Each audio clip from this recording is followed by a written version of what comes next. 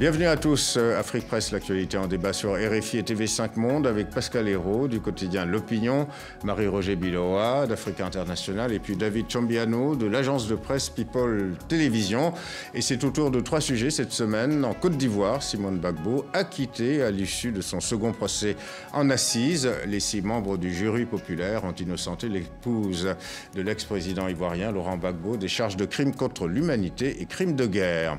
Au Mali, la tenue de la conférence d'entente nationale malgré les boycottages en Syrie et en l'absence notamment de représentants des milliers de réfugiés. Et puis enfin, l'armée américaine qui va mettre fin à sa traque de Joseph Kony, le chef de la rébellion ougandaise de l'armée de résistance du Seigneur, autrement dit la LRA. Alors d'abord, l'acquittement en Côte d'Ivoire ce mardi par un jury d'assises donc de Simone Gbagbo. L'ancienne première dame a été déclarée non coupable de crimes de guerre et de crimes contre l'humanité. Le résumé de Sophie Roussy de TV5 Monde. Acquittée, Simone Gbagbo reconnue non coupable de crimes contre l'humanité. L'ancienne première dame qui a pratiqué la politique de la chaise vide pendant plusieurs mois n'était pas présente hier soir à l'énoncé du verdict, tout comme ses avocats. Un verdict inattendu, surprenant de la part de la cour d'assises, alors que le procureur général avait requis la prison à perpétuité. Le sentiment et l'émotion ont parlé. Ils ont estimé qu'elle n'était pas coupable de ces 2 infractions. Peut-être ont-ils voulu aussi donner un signal fort aux politiques pour la réconciliation. Simone Gbagbo était jugée pour son implication présumée dans les violences qui avaient éclaté à Abidjan au lendemain de l'élection présidentielle de 2010 et fait plus de 3000 morts. La Dame de Fer était soupçonnée d'avoir joué un rôle d'influence en coulisses. Pour les associations de victimes, son acquittement est difficile à accepter. Le gouvernement Ouattara est en train de s'inscrire dans la promotion des auteurs de crimes et dans la promotion de l'impunité. Cette justice ivoirienne a démontré qu'elle n'avait pas la volonté de traduire Simone Gbagbo et de juger Simone Gbagbo et de la condamner pour les faits qui lui sont reprochés. Nous demandons immédiatement l'exécution des mandats d'arrêt de la CPI à l'encontre de cette dernière. Simone Gbagbo purge déjà une peine de prison de 20 ans, condamnée en mars 2015 pour atteinte à la sûreté de l'État. Son mari, Laurent Gbagbo, est actuellement jugé, lui, par la Cour pénale internationale de La Haye pour crimes contre l'humanité, pour des faits commis lors de cette même période post-électorale de 2010-2011. Voilà, Simone Gbagbo acquitté, Pascal Hérault, donc à la surprise générale. Et le procureur Ali Yeo, que l'on a entendu dans le sujet, s'est aussi félicité quasiment d'avoir été désavoué, puisqu'il a aussi déclaré que cet acquittement démontrait la capacité de la Côte d'Ivoire à tenir un procès, dit-il, équitable. Indépendamment du verdict, cet avis du procureur est loin d'être partagé par les observateurs qui ont notamment parlé de procès chaotiques, voire de procès qui ne répondaient pas du tout aux standards internationaux. Oui, tout à fait. Il y a eu, ce procès a été remis en cause. On a bien vu la défense l'a même boycotté pendant très longtemps. Il a été plus ou moins chaotique. Du côté de Simone Gbagbo, on parlait de pièce de théâtre. Tout le monde s'attendait à ce qu'elle soit condamnée. Elle ne l'est pas. Je crois qu'il faut respecter la décision du jury populaire. Ils ont décidé en leur âme et conscience. Effectivement, ça ne satisfait personne, en dehors peut-être des partisans du Front populaire ivoirien, mais le camp Ouattara essaye de récupérer les choses en disant bon, c'est peut-être notre justice est indépendante, c'est la preuve qu'elle a pris une décision qui n'allait pas vraiment dans notre sens, parce qu'il faut rappeler que le procureur requérait 20 ans la prison à perpétuité. Maintenant, les associations de victimes veulent son transfert devant la Cour pénale internationale. Je pense que le pouvoir ne va pas y accéder. On sait très bien qu'Alassane Ouattara, à l'époque, avait refusé de le faire parce qu'il ne voulait pas être le premier président à envoyer une femme devant la CPI. Je pense personnellement que les jurés ont peut-être estimé qu'il y avait un manque de preuves. Et je pense qu'à la CPI, c'est aussi un peu le problème qu'aura peut-être le procureur. Il faut savoir que... Dans le procès de Laurent Gbagbo. Dans le procès de Laurent Gbagbo, que ce soit Simone ou Laurent Gbagbo, ils ont créé leur parti, le FPI, en 82, avant qu'il soit reconnu en 88, dans la clandestinité. C'est un mouvement marxiste-léniniste à la base. Beaucoup de réunions se faisaient en secret, et cette culture du secret existait même aussi dans l'exercice du pouvoir. Je ne pense pas que Laurent Gbagbo ou Simone Gbagbo aient donné des ordres écrits pendant la crise post-électorale pour qu'il y ait une répression. Et c'est bien toute la difficulté qu'on a à juger ces deux personnalités. Et là, la plupart des témoignages ne sont pas non plus crédibles, hein, ceux qui ont été appelés à la barre lors de ce procès de Simone Gbagbo, de même que les avocats qui ont parlé de la disparition de plusieurs pièces du dossier d'accusation. Bref, alors lorsque le procureur nous dit, Marie-Roger, que ce verdict va contribuer à la réconciliation nationale, c'est presque un aveu que finalement certains aspects de ce procès étaient politiques. Oui, alors ce qui frappe vraiment dans ce verdict, c'est que personne n'est content. Personne. C'est-à-dire, du côté de Simone Gbagbo, ses avocats, ils critiquent le procès lui-même, au lieu de se dire, ben voilà, on est acquitté. Bon, évidemment, il y a quelqu'un qui a dit, ben, nous sommes satisfaits parce que, mais immédiatement suivi de critiques. Et de l'autre côté, du côté des victimes, évidemment, tout le problème reste sur la table. Qui est responsable des 3000 morts? Qui est responsable du bombardement du marché à Abidjan, etc. Il y a donc ce problème. Et ça montre la difficulté à faire justice. C'est extrêmement difficile. On a une situation où on se dit Simone Gbagbo a des responsabilités, mais alors comment les prouver? Oui, mais il faut faire justice. Alors on a un procès qui est plus un rituel qu'une manifestation de la vérité. Et on aboutit à quelque chose d'hybride qui, à la fois, nous rappelle que Simone Gbagbo était une femme politique. On est dans un contexte politique, même si on veut dire que c'est un procès de droit commun, c'est pas vrai. Et en même temps, le malaise de ceux qui doivent la juger et qui lui ont déjà donné 20 ans et qui se disent peut-être qu'il ne faut pas trop charger la barque, que Simone était un personnage secondaire. Ne paraît pas comme une sorte de martyr. Exactement. Et puis, ce qu'elle est d'ailleurs d'une certaine manière, en tout cas aux yeux de nombre de ses partisans. Cela dit, donc, acquitté David par un jury ivoirien, par la justice ivoirienne, mais la CPI, on l'a dit dans le sujet, n'abandonne pas les poursuites contre Simone Gbagbo pour les mêmes motifs, c'est-à-dire crime présumé, crime de guerre présumé, crime contre l'humanité.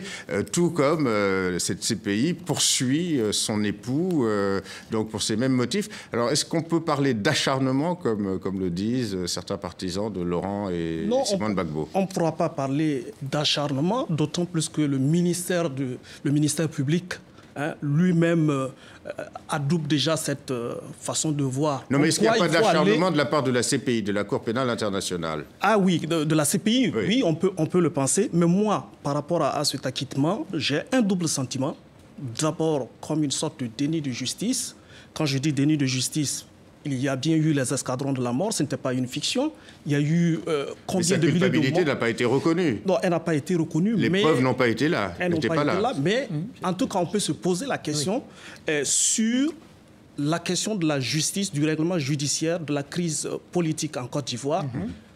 Pour l'instant, les gens semblent mettre la réconciliation à l'avance parce qu'effectivement, on a le sentiment qu'on jugeait les coupables d'un camp, les présumés coupables d'un camp, mais de l'autre camp, rien n'a encore été véritablement engagé. Donc on peut se dire que peut-être c'est l'idée de ce qu'on appelle la justice transitionnelle qui se met en place, comme celle qui a été expérimentée en Afrique du Sud, au Libéria, qui veut que quand on a des difficultés, par exemple, pour sanctionner les présumés coupables de tous les camps, bon, qu'on aille vers une démarche de réconciliation. En tout cas, là, c'est quand même... Non, là, il y a eu jugement, il y a eu cour d'assises, etc. La machine était sur place, ça n'a rien à voir avec l'Afrique du Sud, à mon avis. Alors, cela étant, David a touché du doigt, Pascal, un point sensible, un point central, c'est-à-dire aucun des partisans d'Alassane Ouattara, il y a eu des escadrons de la mort, mais pas seulement d'un seul côté, n'a été inquiété dans ces violences, crise post-électorale. Et que le fait que les autorités ivoiriennes refusent désormais, depuis Gbagbo, de livrer d'éventuels accusés à la CPI, en fait, c'est une manière, selon les détracteurs du pouvoir ivoirien, c'est une manière aussi de préserver leurs partisans. C'est peut-être l'un des aspects psychologiques, peut-être latents, qu'il y avait dans l'esprit des jurés, à savoir que cette justice, la justice qui est mise en œuvre depuis le début, n'a touché qu'un camp, que les partisans de Gbagbo. On sait très bien, tous les rapports d'ONG l'ont dénoncé, plus de 3000 morts au Bamo pendant cette crise post-électorale, et les responsabilités sont partagées.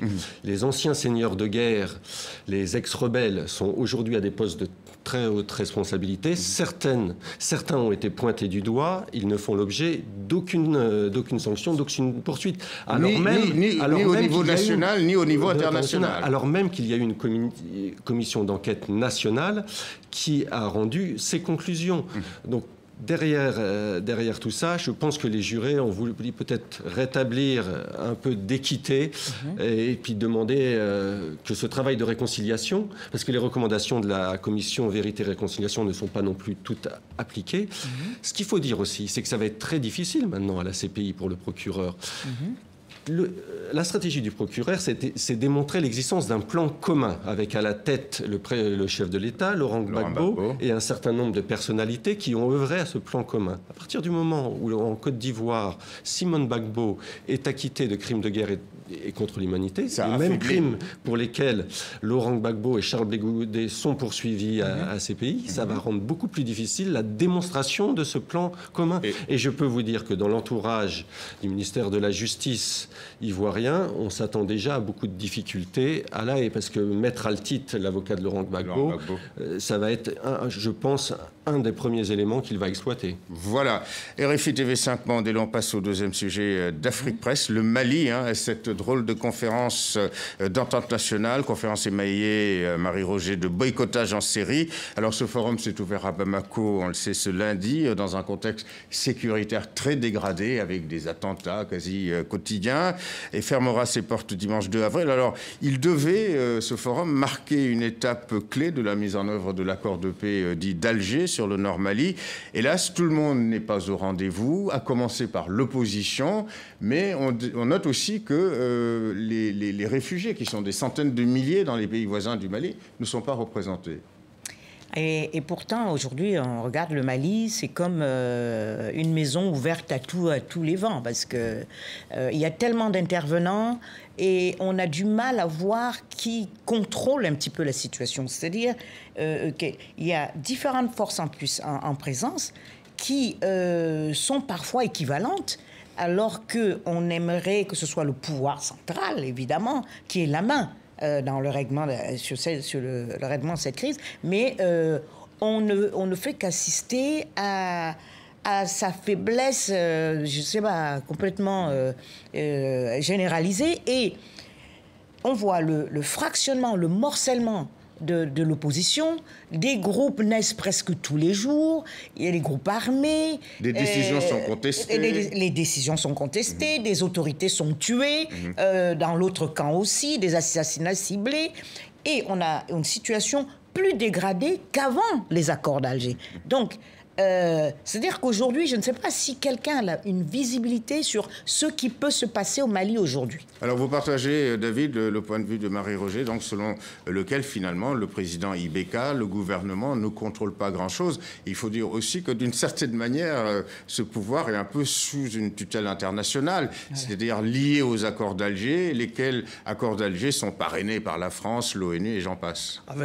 Avec une présence de la MINUSMA et de forces étrangères sur le territoire malien.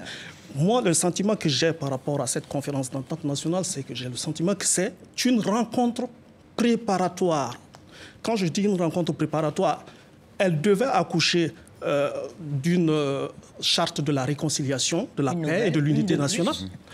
Mais, à mon avis, on s'achemine plutôt vers des résolutions, des recommandations, pour aller discuter encore avec des bases plus élargies, avec l'opposition qui n'était pas là, le groupe qui n'était pas du tout présent. Je me pose la question, à quand on va passer effectivement à la mise en place, à la mise en œuvre des accords d'Alger. Voilà. Les accords de paix. Voilà. Et en même temps, pendant que se tient cette conférence, il y a des attaques, mort de gendarmes. On se pose la question, est-ce que la réconciliation, c'est demain la veille? Voilà, à quand la stabilité du Mali? Alors, Pascal, certaines organisations de la société civile malienne ont clairement dit qu'elles refusaient de s'asseoir à un même forum qu'avec des groupes armés, lesquels groupes armés refusent toujours l'autorité de l'État dans un certain nombre de zones, notamment du nord du pays. Je pense à Kidal, où règne en maître la coordination des mouvements de l'Azawad, qui regroupe donc plusieurs groupes armés. Oui, c'est toute la difficulté de la mise en place de ce processus de paix. On est 4 ans après l'opération Serval, presque 2 ans après la signature des accords d'Alger. Ça devait aller beaucoup plus vite. On devait avoir un désarmement, on devait avoir un cantonnement. On a un début de brigade mixte. Tout début dans les 5 régions du Nord de redéploiement de l'administration. Mais personne n'est dupe. Tout ce qui est en train de se négocier, là, c'est un partage du pouvoir au nord. On voit bien que certains rebelles d'ex-MNLA ne sont pas inclus, ne sont pas partie prenante de cet accord et maintenant revendiquent à Tombouctou. Ils ont encerclé récemment Tombouctou, leur part du gâteau. Ce qui est extrêmement complexe, c'est que ces groupes armés, il y a des recompositions perpétuelles. Et comme les politiques ont aussi instrumentalisé certains groupes et mouvements ethniques, je pense dans la région de Gao notamment, la situation est beaucoup plus complexe qu'elle l'était dans les années 90, où il y avait 2-3 leaders de la rébellion Touareg, et on se mettait à table avec eux, on discuter d'une feuille de route et on arrivait. Là, maintenant, vous avez peut-être 10 mouvements à peu près ou une quinzaine représentés, chacun avec ses propres revendications. Certains peuvent être un jour pro-Bamako, le lendemain, ils deviennent pro-Touareg. Ou ce truc. Il y a des liens aussi avec les groupes terroristes, et je pense à Ansar Dine, le Front de libération du Massina, et les gens d'AQMI qui viennent de scinder et de se regrouper. La situation, c'est un vrai foutoir. Et je souhaite bien du courage aux autorités maliennes et à la communauté internationale pour avancer sur ce processus de paix. Marie-Roger. Oui, justement, vraiment entièrement d'accord avec Pascal sur le fait que le déséquilibre des pouvoirs maintenant. Parce que si on regarde sous ATT qu'on a accusé d'être trop faible ou en collusion avec les mouvements armés et qu'il faisait trop d'accords, trop d'arrangements, il y avait quand même une espèce de paix...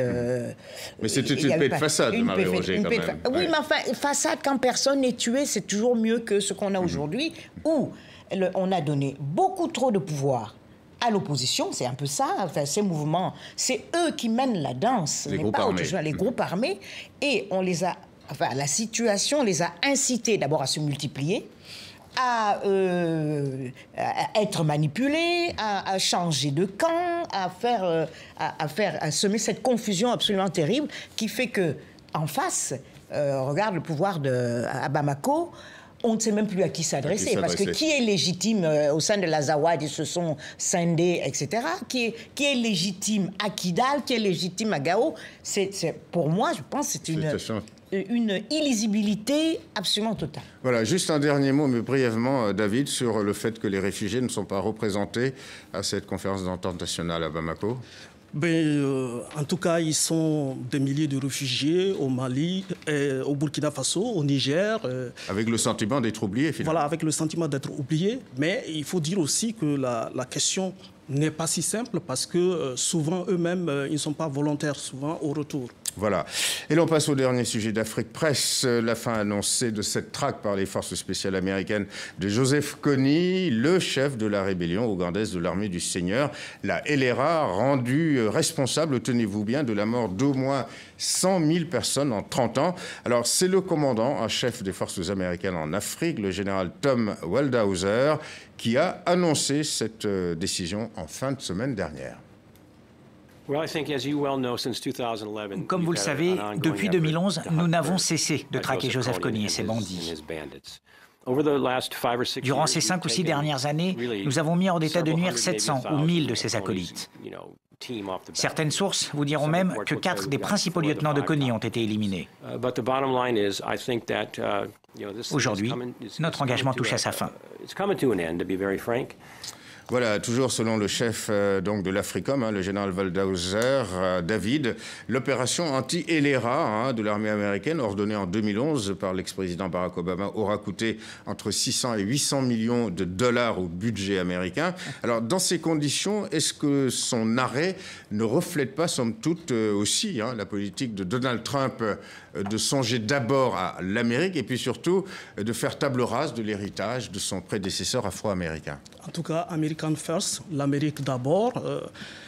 Trump veut repositionner l'action des États-Unis à l'étranger autour de ses intérêts stratégiques. Or, l'Ouganda et les Grands Lacs représentent à peine 1,5% des exportations des États-Unis. Donc, on peut se dire que l'homme d'affaires qui tient les rênes des États-Unis peut trouver que 800 millions de dollars. C'est beaucoup trop. Beaucoup, mais je vois en ça un risque. Est-ce que le départ de 200 membres de force spéciale, avec tous les moyens qu'ils ont sophistiqués, ne va pas redonner du poil de la bête au LRA, qui était somme toute affaibli et qui a vu beaucoup de défections de ses rangs et beaucoup de deux commandants qui ont été donc capturés et jugés actuellement au niveau de la CPI. Voilà. La LRA, sans doute affaiblie, peut-être, mais pas du tout annihilée au cours de ces 6 années d'opération des forces spéciales en Ouganda et dans les pays voisins, Marie-Roger. Oui, parce qu'il y a même, il y a quelques jours, il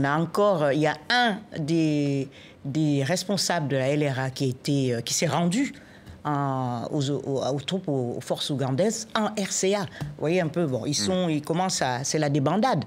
Et juste pour dire que ça, la LRA est une manifestation d'une des tares africaines. C'est-à-dire que c'est tellement facile de prendre des armes et de menacer un État. On a vu ça dans le Kivu. Mais est-ce que la LRA quand même a été affaiblie grâce à cette action américaine? Elle a été affaiblie, mais il faut parler aussi du sevrage qui a du mal encore à se manifester, à exister chez certains chefs d'État africains qui, certains voulaient se faire photographier avec Trump, comme pour dire, voilà, Trump va s'occuper de nous, et ils ne comprennent pas qu'on a l'Amérique, bon, évidemment, même avant, Obama a essayé, parce qu'on lui reprochait de ne pas être présent, a fait cette opération-là, mais l'Amérique n'a jamais été très encline à s'engager militairement sur le continent africain. C'est ça, depuis la Somalie. Depuis la Somalie, et bon, ils étaient encore un petit peu là pour les questions de terrorisme au Sahel, mais j'ai juste envie de rappeler que on a encore, ça nous a frappé, qu'au moment où Trump arrive, avec tout ce qu'il a dit, il y a encore certains chefs d'État qui pensent qu'on peut... il faut continuer et nouer des relations. Parce qu'il va nous protéger. C'est encore ridicule. Alors, Pascal, juste rapidement, Joseph Kony donc n'a jamais été capturé, mais un de ses lieutenants, Dominique Ongwen, est actuellement jugé par la Cour pénale internationale. Alors, ce monsieur a été capturé et embrigadé par la LRA lorsqu'il était adolescent, et puis s'est avéré un chef de guerre, pareil, sanguinaire comme Kony. C'était la stratégie de Joseph Kony, recruter des enfants soldats et puis en faire des monstres. Ça a duré pendant une vingtaine d'années, une trentaine d'années, avec plus de 100 000 morts selon les Nations Unies, entre 60 000 et 100 000 enfants recrutés. Bon, le procès devant la CPI va permettre de lever le voile et puis de rappeler toutes les exactions commises. Dans la décision de Donald Trump, moi je pense qu'il y a aussi un aspect politique intérieur. Effectivement, c'est American First, montrer aux États-Unis que il y a des priorités, on ne dépense pas leur argent. Et puis très franchement, depuis 2006, quand même, la guerre est finie en Ouganda et la LRA s'est fait beaucoup plus discrète. Peut-être reste-t-il une centaine de membres. Ce qui est important, c'est que Donald Trump s'est engagé à poursuivre la lutte contre le terrorisme au Sahel. et les pays de la région ont reçu des assurances que la coopération américaine se poursuivrait. Voilà, parce que le terrorisme menace directement la sécurité intérieure américaine, comme chacun le sait. Voilà, c'est la fin de cette édition d'Afrique Presse. Afrique Presse qui s'associe aux nombreux hommages rendus à Laurent Sadou, le journaliste de RFI, mon confrère, dont on a appris la mort ce jeudi à l'âge de 51 ans. Laurent a été pendant une quinzaine d'années le présentateur très suivi d'Afrique Midi en semaine. Avec lui disparaît une voix captivante de RFI ainsi qu'un confrère attachant. Voilà, nos condoléances attristées à sa famille et à ses proches. Merci Pascal Hérault, Marie-Roger Biloa, David Chambiano, ainsi qu'aux équipes techniques et rédactionnelles d'Afrique Presse. Vous pouvez réécouter ou revoir cette émission sur les sites internet de RFI et de TV5 Monde. Grand merci de votre fidélité à Afrique Presse. Rendez-vous à la semaine prochaine.